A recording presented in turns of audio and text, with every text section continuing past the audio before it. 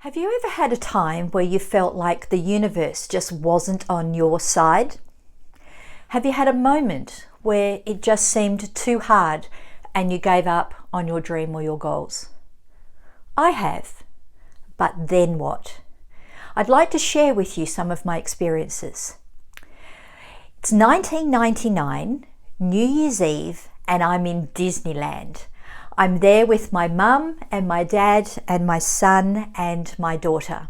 We're a small family, there's just the 5 of us. And we're waiting for Tinkerbell to fly up to the castle to tap her wing on the castle clock to turn it to the year 2000. We're surrounded by happiness and joy and love. It's just an amazing feeling. And I look at the 4 people in my life and think, wow, how lucky am I? It's a time to reflect on my life at that point. I'm back at uni pursuing my clinical psychology degree, a long-term dream. I'm 2/3 of the way into that. My children are happy and doing really well.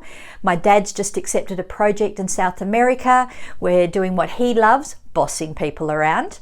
And my mum is just overjoyed that we're all together for a change, which is like fabulous. And it's just a place, we're in the happiest place on earth. It's amazing. Lots of love and joy. It was a wonderful holiday. So we return, and then my dad has to fly back to work. So I decide I would like to take him to the airport. I don't usually do that, but I wanted a chance to thank him for the holiday. Thanks, Dad. Those were the last words that I said to my father, because he died of a sudden heart attack a few months later with no warning whatsoever. 12 months after that, my mum was diagnosed with lung cancer, and she died at home with me 12 months almost to the day of that diagnosis. Now I'm an only child, a single mum, I'm 40 years old, and I have no idea what I'm going to do. I do resign from uni. I gave up on that dream because I decided that I wasn't good enough. I thought that I wouldn't be able to help people with their problems because I was emotionally spent and I was consumed by fear. But I needed to provide for my children. As it turns out, my friends invited me to a property seminar. I've got no clue about property. It was really just an excuse to get me out of the house. Now, I went to that seminar with no clear plan. I wasn't really sure why I was there or why that opportunity presented itself to me at that time. But I thought that this property investing might be the answer. So I signed on, I did the program, I wanted to learn. And that's how I got into property. Step by step by step. I learned how to paint. I learned how to tile. I fell off roofs. I even electrocuted myself, and I loved every moment of it. Because it turns out I actually had a talent for taking broken houses and making them beautiful again. You see, I felt I couldn't fix or save people, but I could fix and save houses. I didn't know that's what I was doing at the time, but when I look back, that's clearly what I was doing. When I was using my sledgehammer to knock down walls, I wasn't worrying about my grief. And it turns out this educator was quite good at it because I built a substantial property portfolio through renovating and created a lovely lifestyle for myself and my children. Now, over the next 10 years, there's a lot of stories, a lot of highs and a lot of lows, but I want to roll forward to 2016. I decide I need a life change. So I get on a plane and I come to London. My plan is that I will teach, and then every holidays I will go and see a different country because I love traveling. And that's what I did for 2 years until history repeated itself. A friend invited me to go to a seminar in London on wealth management. Well, that weekend ignited my spark again. I was going to get back into business. I was going back to the property renovation business. I was so excited. Yes, this is my new path, my new venture that I'm going to get into. So January 3rd, while I'm planning for all of this, I'm putting some stuff away in my suitcase, and I'm going to put that underneath the bed. So I lift up my bed to put the case under. Crack! You could have heard it in the next room. I fell on the suitcase, aware that there is some searing pain going through my back.